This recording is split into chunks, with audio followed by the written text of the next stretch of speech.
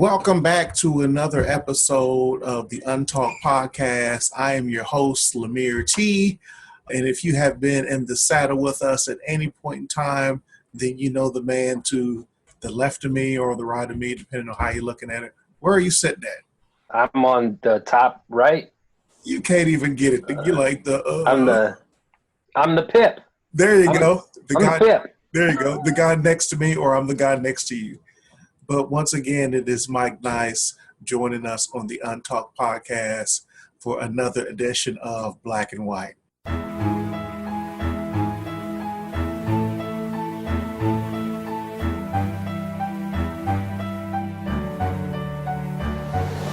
Special Juneteenth edition for this 2020 year. So as it is 2020, we've got 2020 vision this year, seeing things a lot more clearly than we have in the past. And so we're going to dive in black and white. If you are new to the UnTalk Podcast, and in particular this segment, then let us break things down for you. This is a segment that we spend time going over what Black people typically think or how they typically would answer certain questions. And Mike will give you the perspective of the white male, white person in general. I don't want to say male because it can be anybody.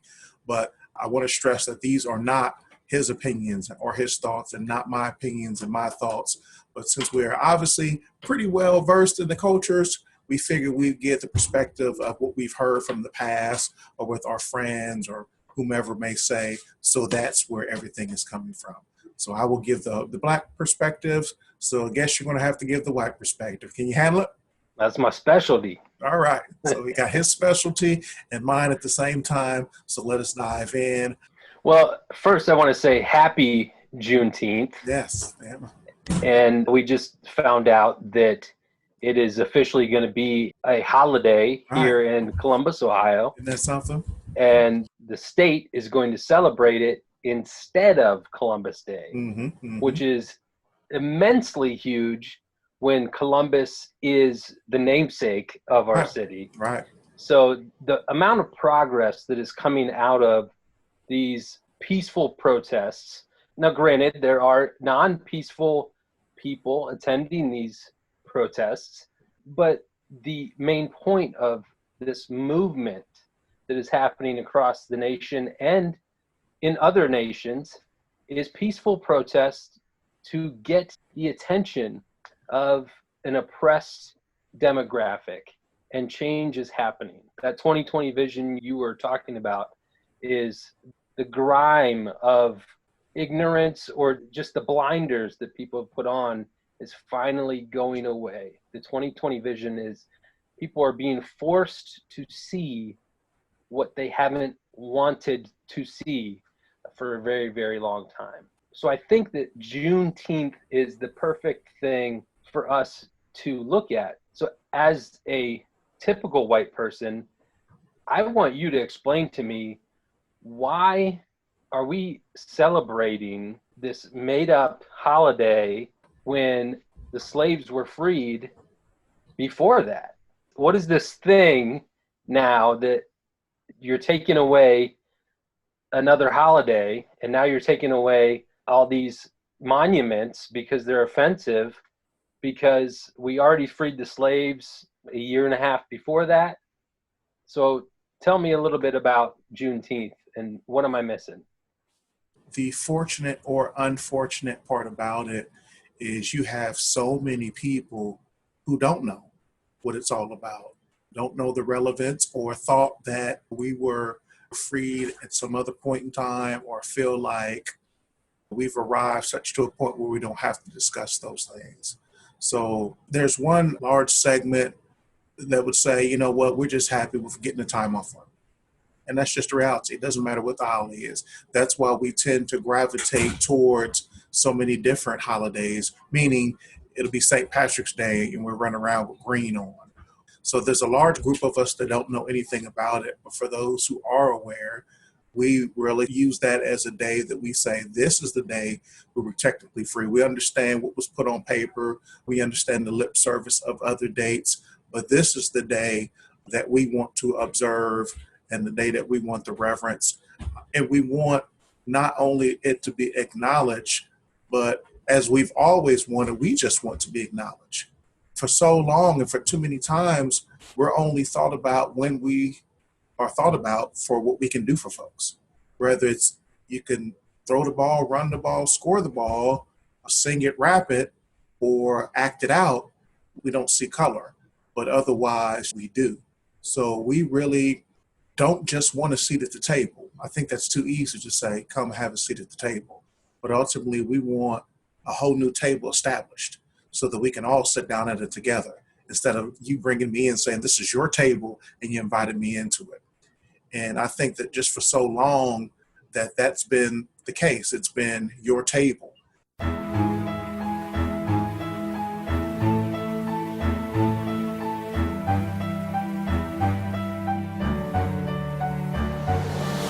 And I liken it to this. When I get married, my wife and I, our fiance at that time, we're living in separate places. It's one thing for me to come live in her house or her to come stay in my house. But let's just get a whole new house and let's just build it together. Instead of saying, I'm in your house and get out your couch, bring my couch in, keep your dining room table, keep my chairs. Let's just get a whole new house. So it doesn't have that feeling of yours versus mine, or this is how it used to be done, but let's just have a whole new place so we can figure out how it's going to go together. So all that to say that we're still really trying to figure out how we want Juneteenth to look. There's been conversations around one thing for the laws to acknowledge it, but it's a whole nother thing for how we receive it and how we take it. So there's been conversations around, or we're going to do like a food truck festival going forward, and like some arts and some outdoor activities and where it's going to be, and how long will it be? Will it just be a Friday thing? Will it be a whole weekend thing? How's it going to look? So we're still trying to figure out how we want that to be, because for so long we haven't had a voice, and for so long people just like, what that ain't the, it's this day and it's this time. So now that people, to your point, are actually starting to be a little bit more receptive, we're trying to figure out how we want it to go, which is no different than what we're trying to figure out in the midst of protest and demonstration. Whether peaceful or not, we're just still trying to figure out as a whole what we want. And the powers that be are trying to figure out, what do you want as well? Right. So they'll say, do you want the officers fired? Do you want them arrested? And then some people say, yeah, that's a start, but that really should have always been, when you look at some of these acts and some of the mentality revolving around officers. That should have just been the norm so far back. So we don't really want that. That should have just been. But then you say, do you want them arrested? That would make sense if you look and see what we're seeing and what America's seeing. But really, we want folks prosecuted, because you can arrest all the people you want. But if folks are not prosecuted, then we're going to go back to this all over again. Oh, yeah. It's going to be all this and then some, and then so many more different places. So I know that's an extension of the question, but just lends to the point of we're really still trying to figure out how we want things to be so that we can start to figure out our terms. While the ears of the world is open, we don't want to just say, take down a statue, give us a holiday, give us a day off, give us this, give us that. But we really want to come with our agenda. Like, hey, Joe Biden, I mean, I know it's almost a shoe-in because most folks don't want this other guy in office. So you're by default, we got to ride with you. But at the same time, this is what we want. We want this, and we want this, and we want this. And we don't want it just it's for the sake of the vote, but we want it because it should have just been.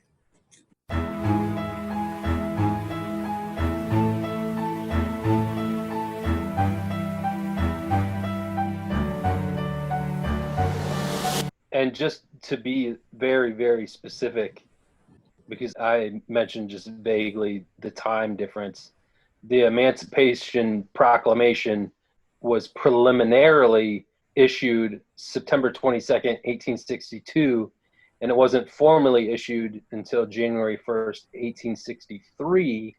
And then it wasn't until in Galveston, Texas on June 19th, 1865, that they proclaimed that all slaves were actually free.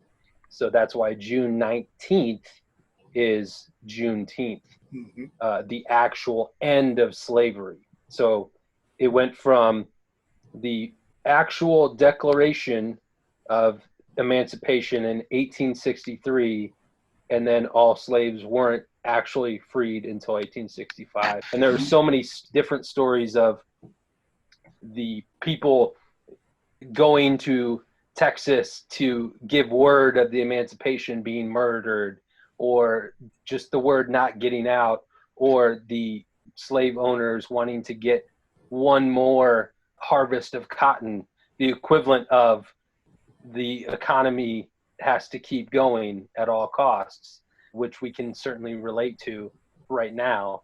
There's all these stories of why Texas had to hold out for another couple years and disobey the law of the land, which is why it should 100% be a national holiday, because even when the law of the land establishes the freedom of an entire demographic of people, we still have states in the Union that will not obey to it and will just actually be somebody just going against the country. Yeah, and we're seeing a lot of that now, as you alluded to with the pandemic.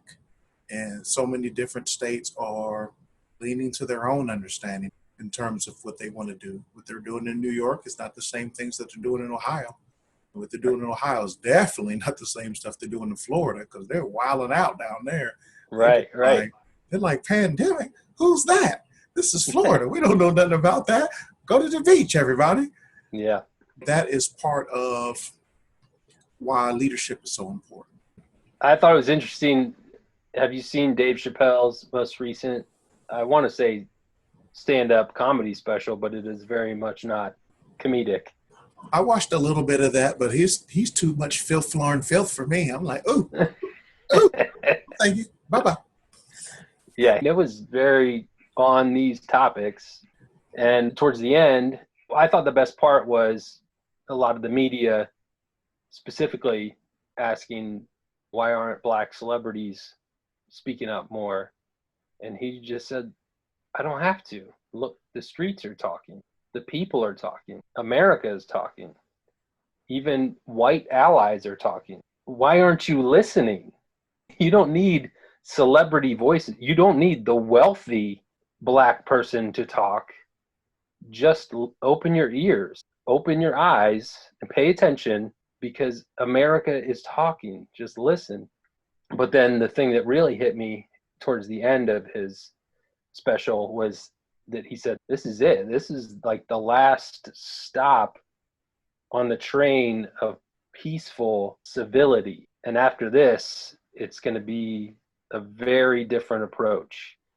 And that really made me think of another video I saw of a woman who was talking about Tulsa and Rosewood and these massacres that have been whitewashed out of our history. And the reason we never learned about the Black Wall Street and how it was wiped out of the history books and never acknowledged, and these multiple massacres that we have never heard about when we were growing up. And when she was ending her speech, because she was kind of talking about the protests, the riots, and the looters, and why their communities, they don't feel like anything is theirs, because anytime something is theirs, it's taken from them. And at the end, she said, you should be so grateful that the Black community just wants equality and doesn't want revenge. Hello. And I was like, but how much longer until that flips?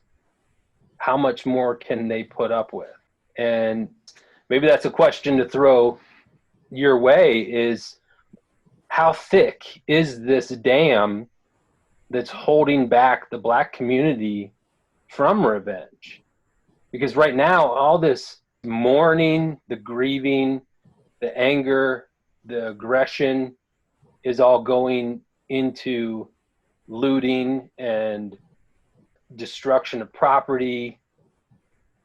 I mean, think of what would happen if they actually took revenge on the demographic of people who have been literally oppressing them and murdering them and making sure that they can't succeed for not their lives, their entire lives, but for generations of lives. I know that's why they're being oppressed, because of that fear of revenge. So how thick is that dam? How close are we to that revenge?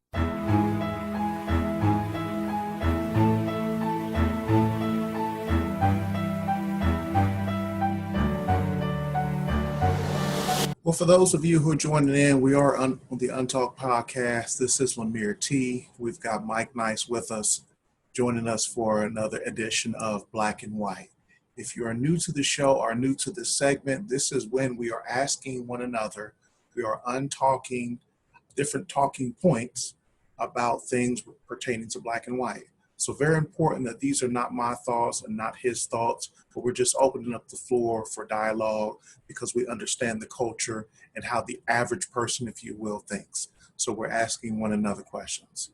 So to your point, I don't feel like, and I've never felt as if it's in our character to do those things.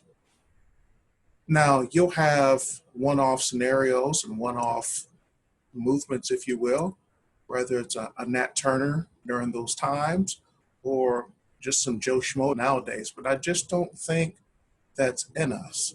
And I think back to some of the hate that has been perpetuated throughout the world when it comes to demographics in certain groups. They generally always direct their hate or anger towards one another, and it's for some valid reason in their mind. And here's what I mean. You may have the Jews who say, we don't care for Germans. And it's understandable why, if you understand history. Or you may say that as Mexicans, we don't care for the Spanish because Spain invaded Mexico, and that's why we're Mexicans, but we speak Spanish. Or you may have black folks who say, we don't care for white people because of slavery. But then we look at it and say, but then white folks don't care for black folks, and you don't have any reason why. Like, we haven't done anything to you. For most of our lives, we've been in our hoods or in our own communities, minding our own business. And we look at it as if you're the one come around bothering us. You came over to Africa and, you had this plan and this mission that you was going to kidnap another human being and enslave them and bring them over here. And even went so far as much to have others who look just like me to help you and to plot in these different things. And still, we didn't rise up as a whole and try to kill you. If anything, we just try to get away, get free, whether it's Harriet Tubman or anyone revolved around the Underground Railroad. So that's just never been our thing. We really just want to, by and large, just, if not get away from you. And we've had those moments where you hear, we want to go back to Africa or these movements, but we don't really identify with the continent and certainly any of the countries they're in because we're born here. So it's ignorant of you to say, go back to Africa when you brought us here in the first place. You stole us and brought us here. And by our blood and our sweat and our tears, and to our dismay, our hands built this country. And we look at it like we built it, and then you stole it from us just like you steal everything. Like you stole from the Indian, and well, I should say indigenous, and pretty much drove them to where they're non-existent or living on reservations or, drunk themselves into a point where they are, syphilis and blankets or whatever have you. But just by and large, we just don't operate like that. We don't think like that. We would much rather just be left alone than to turn around and to give the ugly that's been given unto us. We would much rather just not deal with you all. So over the 400 plus years, just in this country, I think we have been more than tolerant, more than patient. And it's not as if we had to try. Now we have moments where you just like, you know what? And we grit our teeth and we get ready to say and do stuff, but just by and large, we just want to just be left alone and just be able to mind our business. We too busy trying to stay above water. to be worrying about somebody else. We too busy trying to figure out how we going to pay for a loved one's funeral when they die, and another one didn't have any life insurance. And we trying to see if we can come up with everybody put money in the jar at the funeral, or the one family member who's got some money, we're looking at them to pay for everything. But how crazy that you have to put a GoFundMe page to fund someone's funeral. Right. We're too busy trying to, just trying to get out of debt and get out of between this rock and figure out how we're going to get some actual real food to eat instead of this stuff that's at the corner store to be worrying about being revengeful or killing somebody or hurting somebody. That's just far from us. So I don't think we'll ever get there. Now, granted, we are in a time right now with this younger generation, they think a little differently and they operate and they move differently. And that's because you've got a lot of moving parts within it. Not only do you have another generation of people who were raised without fathers in the household, but now you have a generation of mothers who have been trying to get a hold of some type of child support for forever, or who've been working a couple different jobs, or by and large just have more education than their male counterparts. And they just moving on without you or without him. Or they'll just say, you know what, I'm going to get me a white guy. And I'm going to do it like that, or vice versa. So they move a little differently.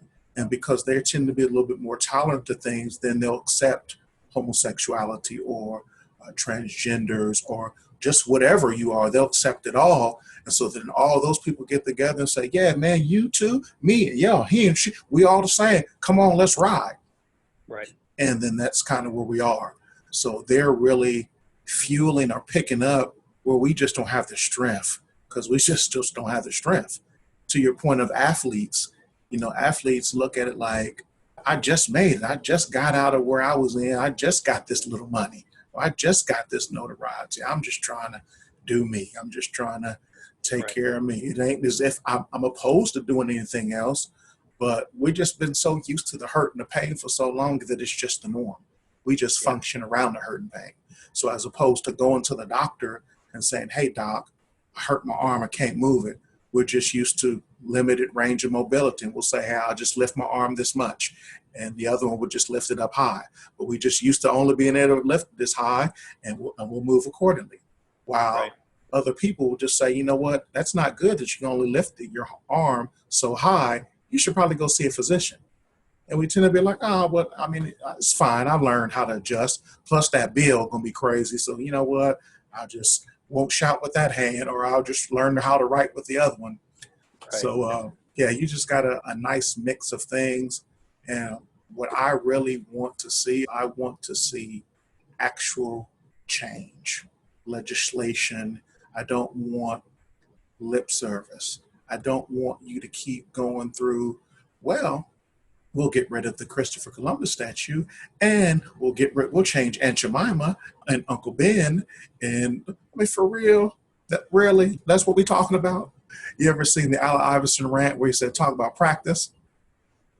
Okay, yeah, you got to see that one. But he says it a million times. You're just like, practice? We talking about practice. What we talking about? Practice? Not a game, but practice.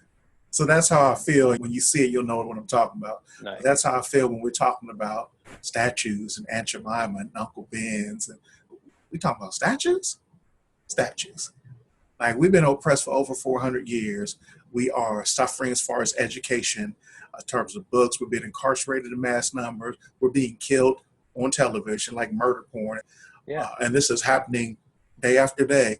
And the more things come out, literally, the more things are happening. Now we're seeing people being hung in different places. And we talking about statues.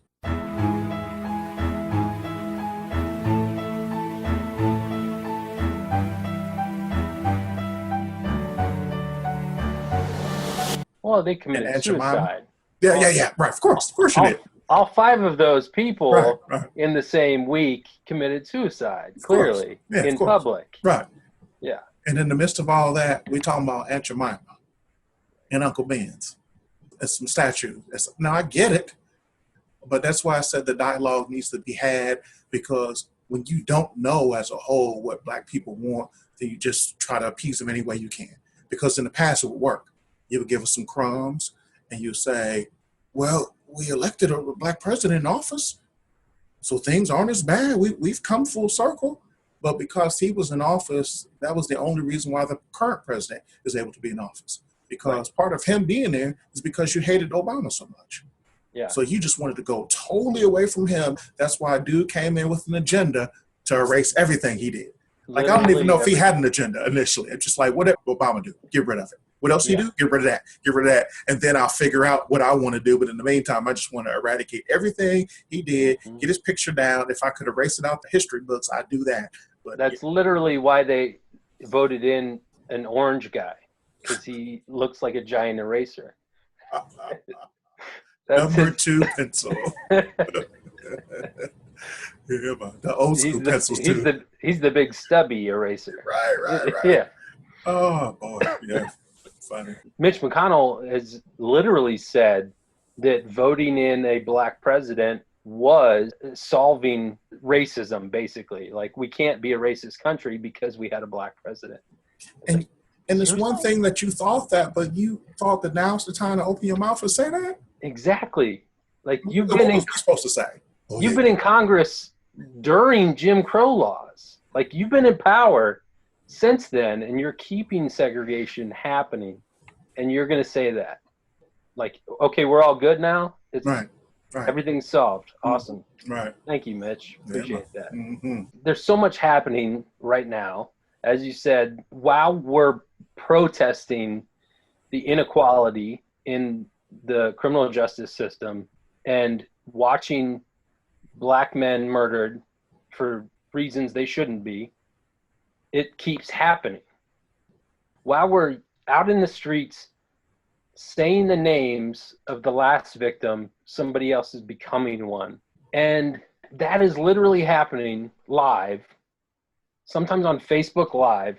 And people are on Facebook arguing about a corporation doing the right thing to get rid of their logo or change their name.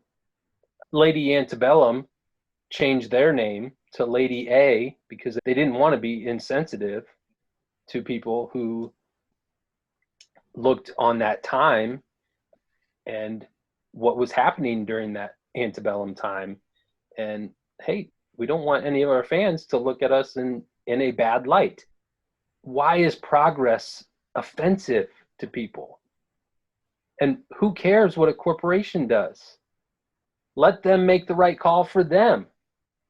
If you don't like what they're doing, don't buy their product. It's that simple. But at the end of the day, who cares? It's syrup. It's rice. Somebody's dying in a Wendy's parking lot. That's what matters. That's what we're in the street protesting about. And that's what's not changing. It keeps happening. It's not stopping. So what do you have? What questions do you want to ask the white people who are complaining about corporations and who are literally tired of us still talking about racism when we've had a black president? And what about the police? What about the blue lives? They matter too.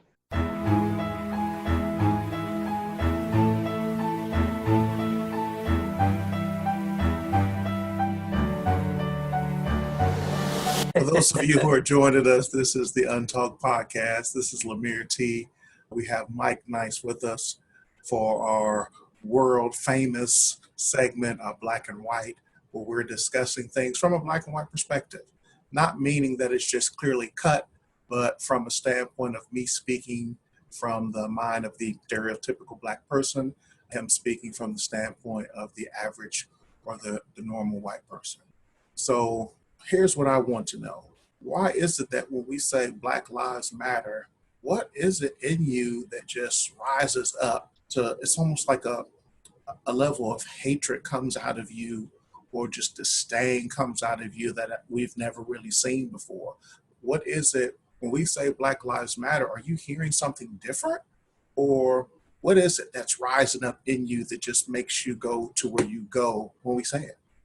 Because what you're saying is creating division. When you say Black Lives Matter, you're putting the racial divide into the atmosphere. You're putting it out into the community, you're putting it into the media, and you're making the focus of the conversation the color of our skin, when it should be a focus on unity, that we as Americans are all one and all of us matter the same. We're all in this together. I mean, look at the protests. The protesters are Black, white, and everything in between.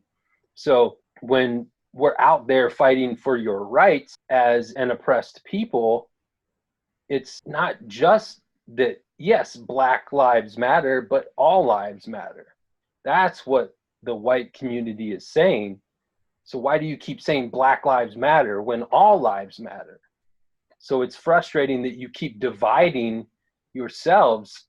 So when the civil rights movement was all about getting rid of segregation, and now you're segregating yourselves into, well, we matter. Well, yeah, of course you matter, but we all matter.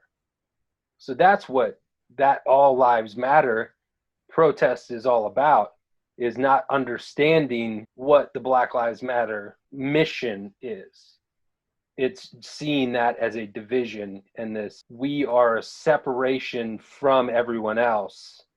And we want you to look at us as our own community and not a part of your community. And something that I specifically want to mention that I've heard in conversations, if Black Lives mattered, then you would not be out there promoting abortions, because the Black Lives Matter movement is pro-choice, and that affects the Black community. So if Black Lives Matter, wouldn't you be pro-life and saving Black babies? So Black lives can't matter to you if you're not pro-life, because you're not out there fighting to save the unborn Black lives that are in the wombs of these Black women.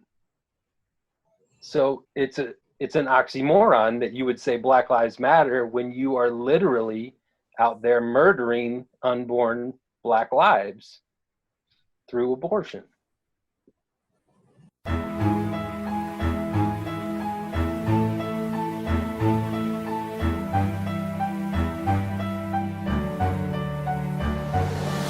I'm glad you brought that up, because that is what we would say is the spin.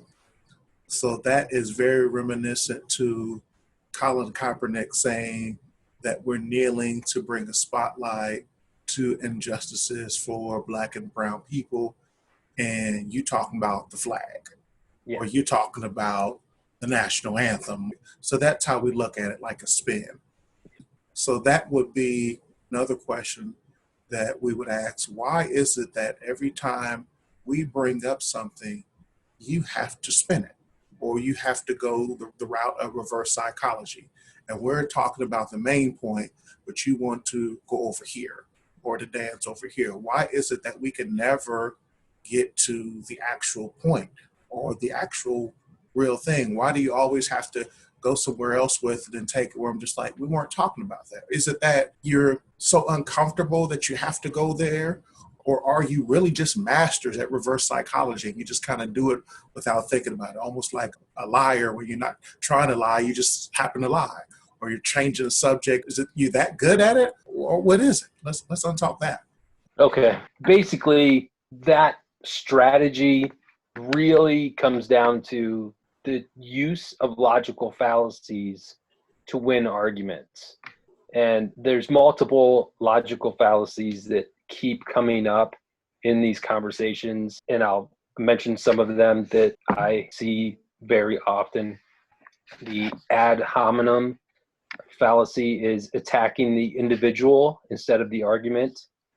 the appeal to tradition, trying to get someone to accept something because it has been done or believed for a long time, begging the question, assuming the thing to be true that you are trying to prove. It is circular, a circular argument. That one is pretty self-descriptive. Cause and effect, assuming that the effect is related to a cause because the events occur together. Fallacy of division, assuming that what is true of the whole is true for the parts. And the straw man argument, producing an argument about a weaker representation of the truth and attacking it. That one's super popular. So it's when you're talking about the main point, well, if I can take a splinter off of that point and create this whole other branch that I know that I can make a better argument off of this, then I have the power now. And I can create my own argument way over here that I have a better chance of winning and spinning than trying to stand my ground in your argument. And it's all about just making you look stupid or making you look wrong, or getting into a circular argument that will eventually just exhaust you. And if I can just outlast you, then I win. And that's typically what happens, especially on social media. These arguments become circular and everyone just gets tired or bored with them, and the conversation just never ends, or most people just remove the post altogether because it'll just get nasty and nobody knows how to be an adult and have a conversation anymore. So that's why nobody can stick to the main point anymore, because nobody's listening, nobody's trying to understand each other, nobody's actually trying to find common ground or work towards a solution. And it kind of comes back to what you were saying about being stuck with Biden. Nobody wants this guy, but nobody wants the other guy. But we're stuck with these two parties that nobody trusts, but we don't have any other choice. So you're talking about the younger generation doesn't think the way the older generation does. So what if we all just came together and decided, forget these two parties who've been taking advantage of all of us for forever, and what if we, the people, created the People's Party and said, forget this system, let's do it our way. Let's actually run our country according to the Constitution, and not for the wealthy and not for the corporations. And let's get rid of gerrymandering. Let's get rid of redlining. Let's get rid of all the loopholes, and let's actually have unity and be the United States of America. And then you see the libertarians and the green parties and all these third parties come together and create an actual third party that can dominate these two broken systems that have been taking advantage of this country and have completely broken it. So I don't want to hijack Juneteenth and all the progress that we're making for the Black community, but for just a second, because it is an election year, but people need to understand that the two-party system is a manipulation, it's an oppression, it's a fleecing of a choice. It's not a choice. It's a strong arm into a choice. And it's time to change that.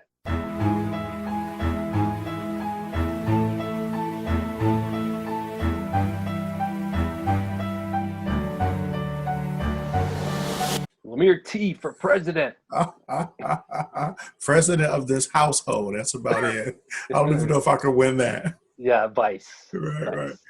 But this is the UnTalk podcast. I am Lemire T, your host. Mike Nice is with us, and this is the Black and White segment where we discuss things from a black and white perspective. I am not giving you my perspective or my thoughts, but simply are trying to speak from the mind and the heart of the average Black person, and Mike is doing so from the standpoint of the average white person. So something that has been really, really frustrating in all of this going on in the streets, police violence, and all the looting, the rioting, the Black Lives Matter protests. I just don't get all the outrage for Black Lives Matter, yet it seems like Black people don't care about Black on Black crime. I won't say that we don't care about it. We just handle things differently, have been forced to, and here's what I mean by that, is there's a lot of things that make up why we are who we are. We still really as a whole don't know who we are because we've been made to be a certain way. And our history is rather not in the textbooks. It's not being taught. The internet's not powerful enough for you to go on and find out exactly what you were doing. You'll hear often within our community say, we were kings and queens in Africa. But if you Google exactly where we were kings and queens at or what we were doing, then the internet is not that powerful to say you ruled over this and you had this. Now you get some idea, but by and large, like, where was my people, kings and queens? It's just not that strong. And in the meantime, we're being told through the media, whether it's television, whether it's print, whether it's social media, this is who you are, this is how you act.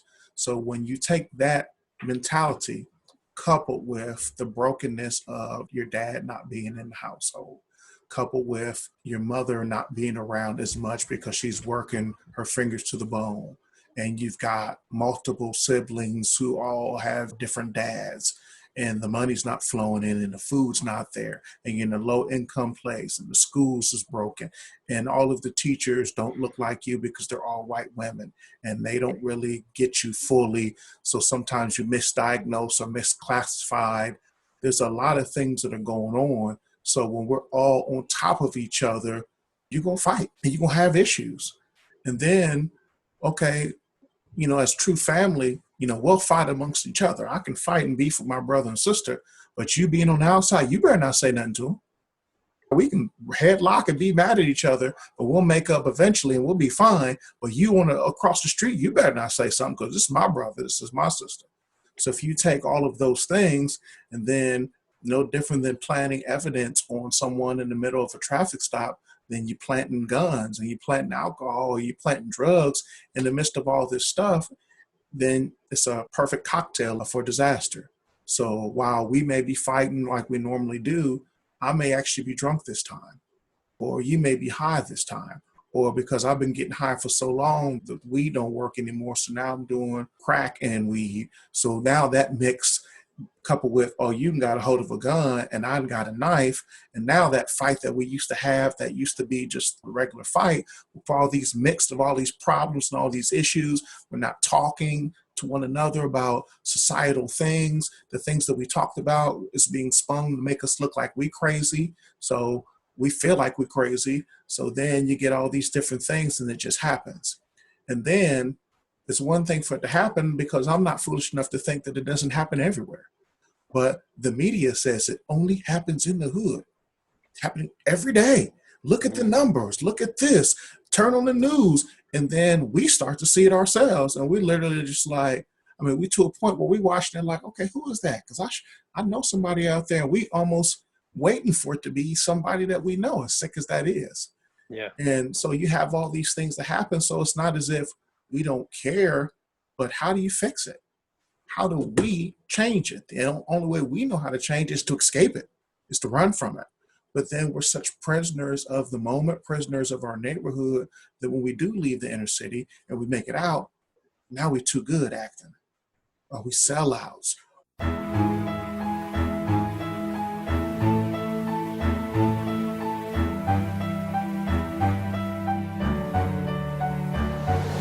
Or we brand new or whatever have you. No different than in the education system, at least in the inner city, you're shunned for being intelligent. Oh, man, you smart.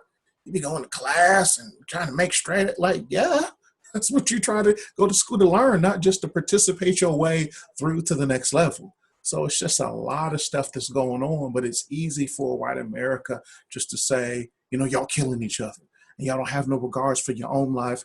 It's easy to say that. To your point earlier, when the streets is talking, but you live in a neighborhood where you don't ever see them streets, then you don't understand the language that's being spoken in the streets. And now what's going on in the back alley, in the side streets, it's in New Albany now, not literally speaking, but meaning it's on the forefront. Now Yeah. to you, it's a big deal. So it's easy just to say that, we doing this or we doing that. But if you look at the numbers, or if you look at by and large, we not the only folks that's doing it. We just the only folks that's being shown for doing it. And because of it, then you can keep pushing the buttons and you keep pulling strings, and you can say, you know what, all y'all not essential. All y'all's jobs closing down because we, according to Redline, and we know where you live, and we know what type of education you normally have. So we know where you're generally going to work because of the proximity of the jobs and your automobile situation or your busing. So we got an idea of where you at, and we start stripping and pulling these things. It's like your guinea pigs. So we're just going to sit back and just see how long it's going to take them to kill themselves. Move him in, move him out, and send this one out there to look like them, but he's actually one of us. So you'll go out there and you'll plant this and you do that, and it's just a game. And that's why I said in the last Black and White segment, we don't be wanting to play the games, man. It's too much other stuff we got to figure out, man. I'm really trying to figure out what I'm going to eat tomorrow and when I'm going to have time to cook it. I mean, just something as simple as that, because I got to work and the kids want to go out and play, but I don't have the energy. I don't have the strength because I don't have the medication, because I don't have the benefits. It's too much I'm trying to figure out right now to keep trying to play your games, knowing that your game is rigged and you slick in your game anyway. Just, it's too much stuff. So again, we do care, but it's a game that's much bigger than us. So if nothing else, our main issue is that we're guilty of being really good at the game that you forced us to play. Yeah. And something that I've been saying in a couple of conversations is that having a legitimate fear of the police, and also feeling that the justice system and 911 and all of those response providers, just feeling like they're not there for your community, has led your community to not lean on them so much and tend to take things into your own hands and just rely on each other first and go towards actual officers and help last. Is that something that's accurate, or am I maybe? That's it. I mean, we not fooling with y'all, because I mean, it could be simple as some domestic violence. I'm hitting her or she hitting me, and I'm calling the authorities just to get in the middle of the situation because we too hot-headed to, to see a clear resolve. But that could be my last day alive. Yeah. I mean, how many videos have you seen about, and it gets crazier and crazier in different scenarios. You just like, and I really sometimes try to look at it from a different perspective. I'm just like, what was he thinking? Like, you did what? And the officer did what? I just saw one the other day where they came into the man's house and it was like, come downstairs. And he's like, hey, I'm just telling you, I got my firearm. Like, who are you? He's like, we the police. They just like, he's like, you didn't announce, and I'm, just kind of paraphrasing. You didn't announce yourself. They're like, come downstairs. Do you live here? He like, dude, I'm in my underwear. Like, what? And they like, sit down. And he's just like, and he keeps saying, what did I do? They just like, sit down. The next thing you know, they wanted coffee, and they took him outside. He got in his underwear, and he keeps saying, I didn't do anything. Like, what did I do? And they took him out, and then they searched the whole house. But he at the house sleep in his underwear. Yeah, it was because his security alarm went off. Yeah, that's what it was, his security alarm. And he had called the security company to say it was a false alarm and went back to bed. And there's got to be something within, and I've never been trained as an officer, but I'm sure you've been trained to read body language and your surroundings. So you come into a door, and then the door open, the man upstairs in his underwear. I mean, you got to think, okay, maybe this is his house, and let's ask questions to figure out, not just automatically, let me take the holster and take my hand and draw. I mean, that's just maybe get his ID. Something. Before putting him in handcuffs. Yeah, we already thinking is I'm gonna die. We're just clearly thinking I'm gonna die, and how's this going to all play? And then, so the only thing we can really do, because we don't know the law, and this ain't just black folks. This is just in general. We don't know what's law on the books versus what's the law that comes out of your mouth.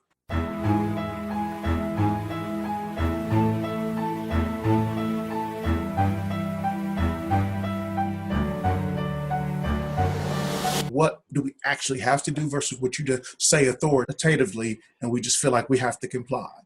We don't know. So for our safety, we said, well, I'm going to record this because, man, it's going to be my word against yours, and we already know how that's going to go. But that don't mean nothing. All that do is just help somebody go viral. But that don't mean nothing. The whole thing be right there from start to finish. And because we know the game, it can get edited and chopped and made to look like a totally something else. But yeah, that's the reason why we don't fool with y'all, because y'all are not a representation of us. You live somewhere else and you come out here to police us, but we got our own set of rules. That's why it doesn't make sense to you when there's a murder, there's a crime, and the police wants to talk to somebody in our neighborhood, and we don't want to talk to the police. In your mind, you're like, well, you should want to help. Don't you want to find out who the murderer is, who the perpetrator of this crime is? But in our neighborhood, we got rules that we go by, and we don't talk to the police. And it don't matter whether you got a record or not, we just don't. But y'all don't know our rules. So you come out with your own set of rules, and we're like, but that don't fly out here. And you want to be like, well, what's his name? And then the inner city, I could know you for years and know everybody in your family and been over your house and gone to school with you and grew up with you and got all these stories with you, but I don't even actually know your real name. I only know your nickname because we don't need to know your real name. We just know by what everybody call you. So that's just Tone or Lil Man. And that's how we know you, because that's our rules. We don't actually need to know your name to know you. I don't need to know your social security number, exactly where you live, because subconsciously, we don't really want to know all that stuff. So that we don't have to say, oh, well, that's Mike and he lives at son, because we don't want to snitch. We don't want to talk to the police. So it's just easier for us to know you by your nickname, call you by the nickname, see you at the corner store, hit you with that, keep it moving. But I really don't know anything else about you. We like it better like that, because we find it too hard trying to mind our own business for me to mind my business and your business. So one video I saw, there was a news crew that was covering a black family owned this convenience store, and they were alerting that rioters were trying to loot a laundromat next door. And the black family and the news crew were trying to flag down police officers that were driving by. So eventually the police officers stopped and came up on the scene, and as they're yelling, there's looters, they're over here at the laundromat, the police officers pushed the black family up against the wall, face against the wall, and started to handcuff them. And the whole time, this white woman newscaster is like, no, it's not them. They're running. The looters are going that way. And then one of the police officers starts grabbing one of her camera crew that's a black guy. And she's like, this is my crew. She's doing all she can to try to tell them what actually happened. And all of this takes maybe 2-3 minutes for the police officers to finally calm down and listen to what they're saying. And then they go running the way that they were initially telling them to try to find the looters. And the looters are gone at that point. And then they showed a Fox News clip of the same story, which showed none of the officer interaction previous to them going after the looters and then talking to the black family afterwards. So it's that exactly what you said, is you chop up the scenes in a way to tell the story how you want to show that you were on scene doing your part. But it's so imperative that citizens film everything. Every interaction with officers or first responders of any type, even with news reporters, with senators, anybody. Anytime you're out there exercising your rights to free speech or interacting with the public, film it. And don't film by yourself. Always film with somebody else, so that if you do get arrested for a bogus charge, somebody's there to film that interaction.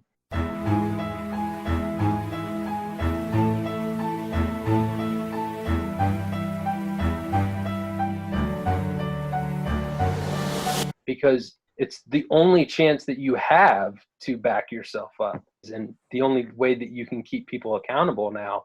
And it's almost like now it's only that we're finding out about this stuff. There's only accountability if a video goes viral. I mean, would Ahmaud Arbery would those guys ever been arrested if that video, number one, wouldn't have come out, or number two, hadn't gone viral?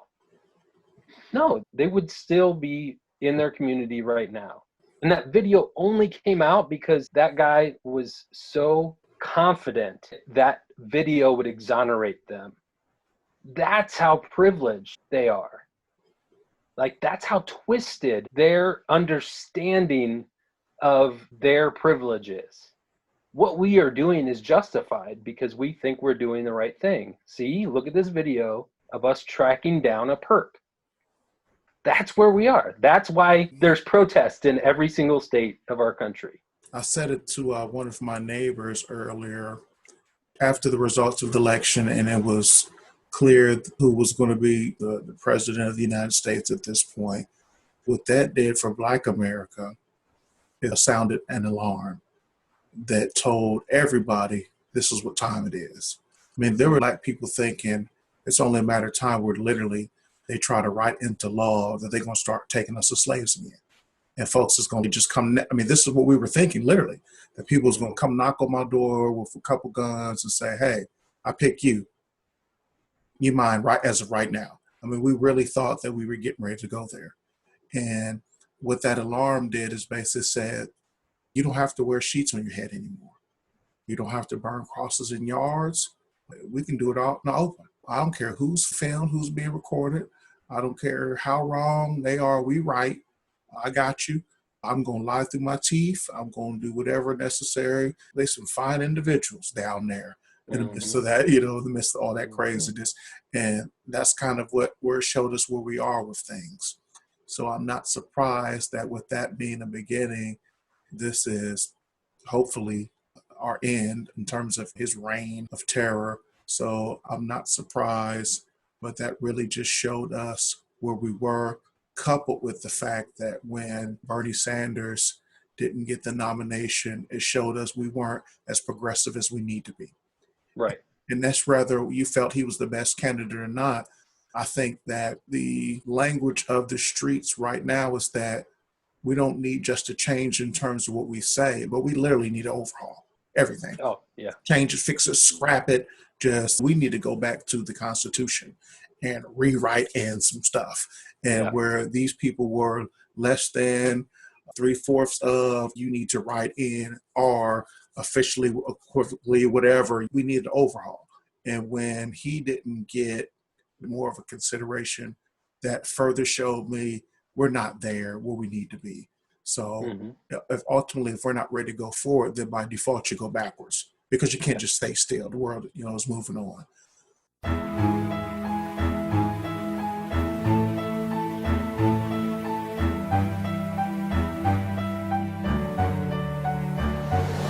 So for those of you who are just joining us, this is the UnTalk Podcast. This is Lemire T. We've got Mike Nice on joining us again for another segment of Black and White. Any thoughts to share before we close out? As we were talking about how imperative it is to record every interaction in public, and it's heartbreaking now knowing friends that are raising Black children, Black teenagers, and the legitimate fear they have watching these gorgeous little babies turn into young adults that now fit the description. And I have to be so abundantly clear that police officers have the hardest job, the most stressful job, the most terrifying job, and the most underpaid job for what they are asked to do. And the combination of that and the fear that these kids have when they see those officers, because they don't know if they're going to go home after this interaction. So every one of these encounters is just a powder keg waiting to go off. So we need solutions to this, and we are only at the beginning of the conversations that need to happen to make this better. But Colin Kaepernick started the Know Your Rights program, and it's specifically to provide youth with these major keys to success. You can go to Kaepernick7.com to see everything that he has to offer. And you can go, I think, on Instagram at Your Rights Camp and hashtag Know Your Rights NYC to check out his camp. This is a great resource to start that conversation with your kids and then build on that and make sure that they're doing things the way that you want them to be safe and also stay in communication with you.